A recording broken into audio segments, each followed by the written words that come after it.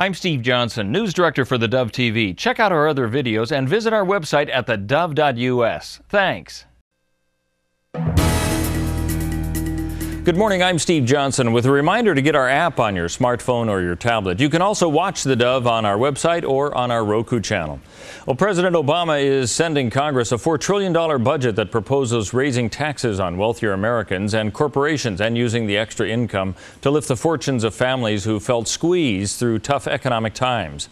The budget that the president is proposing today would also ease tight budget constraints imposed on the military and domestic programs in 2011, and it unveils new initiatives, including an ambitious $478 billion public works program for highways, bridge, and transit upgrades.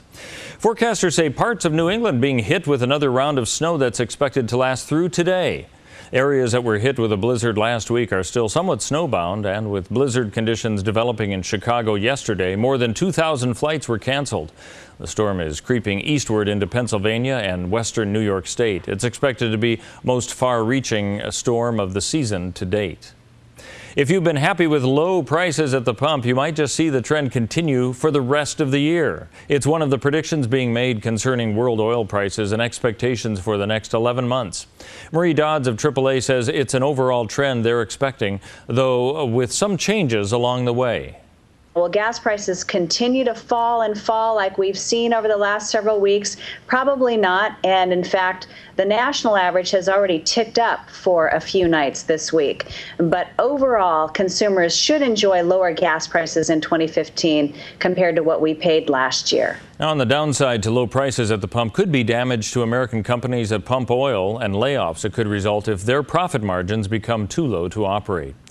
City of Eugene has granted Uber's request for a delay in its appeal hearing. Register Guard reports that the hearing had been set for today and a new date hasn't been scheduled. Meanwhile, Uber and city officials continue to negotiate an agreement that would put the ride-sharing company in compliance with city regulations. City began fining Uber after the company failed to obtain a transportation license that officials contend is required for operation.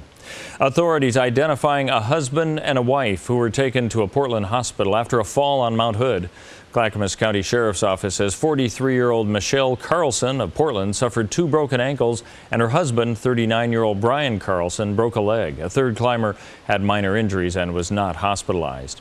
Junction City Police Chief Mark Chase returns to duty today. This is after more than 5 months on paid administrative leave. City administrator says the move follows an investigation into formal complaints made by members of the department.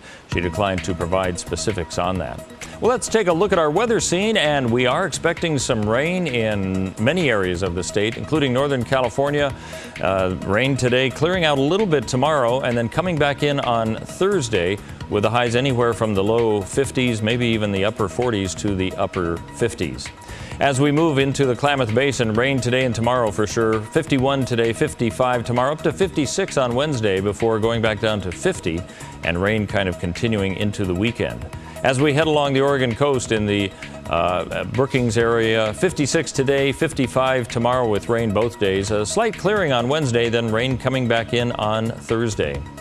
In the central Oregon area of Bend, 52 today, 45 tomorrow. Expect rain both days, clearing out Wednesday, coming back in on Thursday. And for southern Oregon, we can expect in the Medford area, 52 today, 55 tomorrow, rain both days, and also heading into the weekend. That's your news and weather on theDove.